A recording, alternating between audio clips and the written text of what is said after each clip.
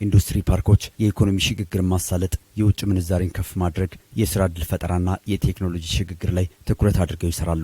የይርጋለም የተቀናጀ አግሮ ኢንዱስትሪና የሐዋሳ ኢንዱስትሪ ፓርክም በዚህ ዘርፍ ስመጥር ተግባራትን ይከውናሉ።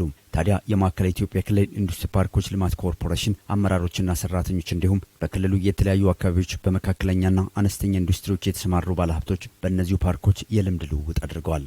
በይርጋለም የተቀናጀ አግሮ ኢንዱስትሪ ፓርክ ውስጥ የሚገኙ የአቮካዶ ዘይት ማምረቻና የቡና ማቀነባበሪያ ፋብሪካን እንግዶቹ ተዘዋዝሮ ተመልክተዋል። በዚህም ጥሩ ልምድ መወሰዱን የሲዳማ ክልል ኢንዱስትሪ ፓርኮች ልማት ኮርፖሬሽን ምክትል ስራ አስፈጻሚ ዶክተር ኢያሱ ነቸው ገልጸዋል።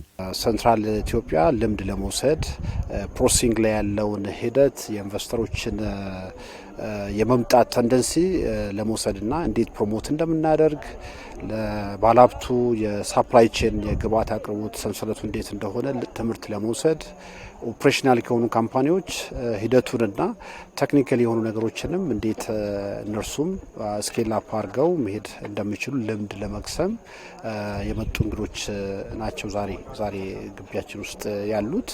ፓርኩ የተለያዩ ግብዓቶችን ከአርሶ አደሩ በማሰባሰብ የስራ ዕድል ፈጠራና የአርሶ አደር ተጠቃሚነት ላይ የሚሰራቸው ስራዎችም ልምድ የሚወሰድባቸው ስለመሆኑ ተመላክቷል። ቴክኖሎጂን ማስረጽ ላይ ማሰልጠን ላይ ይሰራ ነው። ስለዚህ ግብርናን ትራንስፎርም እያደረግን ነው ማለት ነው። ሰፊ የስራ ዕድል እንዲፈጠር የሚባለውንም አቅራቢውንም ትራንስፖርት የሚያደርገውም አካል ፕሮሴሲንግም ላይ ያለ አካል የስራ ዕድል እያገኘ ነው ያለው። በስካኑ ሂደት ከ42 ሚሊዮን ዶላር በላይ ኤክስፖርት አድርገን የውጭ ምንዛሪ እንዲገኝ ትልቅ ሮል ነው የተጫወተ ነው። ኢምፖርት ሳብስቲቱሽን ላይ እየተሰራ ነው። ቴክ ምርትም ላይ እየተሰራ ነው የሚገኘውና አርሶ አደሩም ዙሪያ ላይ ያሉ ወጣቶችም ተጠቃሚ ሆነዋል ብሎ መውሰድ ይቻላል። እንግዲህ በሀገር ደረጃ ባሉ አካባቢዎች በማንድራ ጥናት አግሮ ፕሮሰሲንግ ኢንዱስትሪ ፓርክ የተጠናባቸው ኤሪያዎች በሂደት ሲገነቡ ለሰፊ አርሶ አደሮች ስራ ዕድል መፍጠር እንደሚቻል ከዚህ ልምድ መውሰድ ይቻላል። ለበርካታ ወጣቶች ደግሞ የስራ ዕድል መፍጠር እንደሚቻል ከዚሁ ፕራክቲካሊ ልምድ መውሰድ ይቻላል የሚለውን ማንሳት ፈልጋለሁ። ስለዚህ ከአርሶ አደሩ ጋር ያለን ቁርኝት ማሰልጠን፣ ማደራጀት፣ ምርት እንዲያመጡ ትስስር መፍጠር በዋናነት እየተሰራ ያለ መሆኑን እንደማንሳት ነው።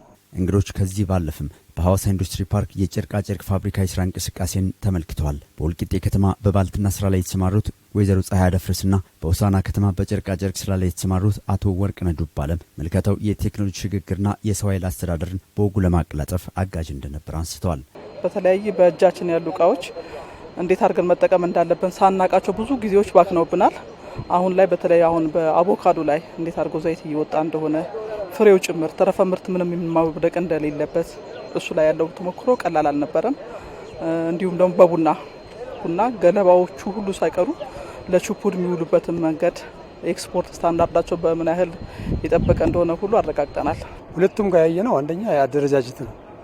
የማኑፋክቸሪንግ አደረጃጀታቸው ምን እንደሚመስል፣ የሰራተኛ ስምርታቸው፣ የምርት ጥራት ቁጥጥራቸው ምን እንደሚመስል በጣም ቆንጆ ትምህርቶችን ወስደናል። የሚያበረታታ ወኔ የሚሰጥ ነው የሚሰሩት ስራ። በተለይ ደግሞ ጋርመንት ውስጥ ያየነው የማምረት ሂደቱ በጣም ዘመናዊ ነው። የምዕራባውያን ቴክኖሎጂ ስለሆነ እዚያ ያመጡት አሰራሩም ጭምር ለማኔጅመንቱ ውጤታማ ለማድረግ በጣም ትምህርት ሰጪ ነው።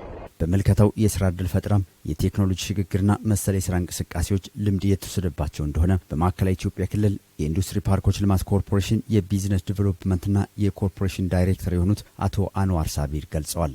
ከአሰራርም አንጻር ከቴክኖሎጂ አጠቃቀም አንጻርና ከስራ ዕድል ፈጠራም ከሰው ሀብት አስተዳደር ከቴክኖሎጂም ከገበያ ትስስር እንዲሁም ከሌሎች ተያያዥነት ካላቸው ጉዳዮች ጋር ተያይዞ አሰራራቸውን በመፈተሽ የላቀ ስራ ለመስራት የሚያስችላቸው ግብአት እንዲያገኙ ነበርና ከዛ አንጻር እንደምናየው እነሱም ደስተኞች ናቸው። ሰፊ እውቀትና እንዲሁም በክህሎት አንጻር ጠቃሚ ክህሎቶች እንደቀሰሙ ታሳቢ እናደርጋለን። በፓርኮቹ የሚመረቱ ግብዓቶች ቀጥተኛ የውጭ ምንዛሬን የሚያስገኙ በመሆናቸው ልምዱን ወስዶ ለሀገር ኢኮኖሚ አሻራን ማሳረፍ ያስፈልጋልን ብለዋል። በጉብኝቱ የተገኙ ልምዶችን ወደ ክልሉ በማውረድ የትግበራ ስራው እንደሚከወንም አቶ አንዋር አመለክተዋል። አጠቃላይ ወቅቱ ከደረሰበት ቴክኖሎጂም አንጻር የተሻሻሉ ነገሮች ማየታችን በሰፊው እኛም ኢንተርፕራይዞቹን ለማገዝ ከምንሰራው ስራ አንጻር የተለዩ ስራዎች መስራት እንደሚጠበቅብን አይተናልና በቅርቡ ለማዕከላዊ ኢትዮጵያም የተሰጠ አግሮ ኢንዱስትሪ ፓርክ አለና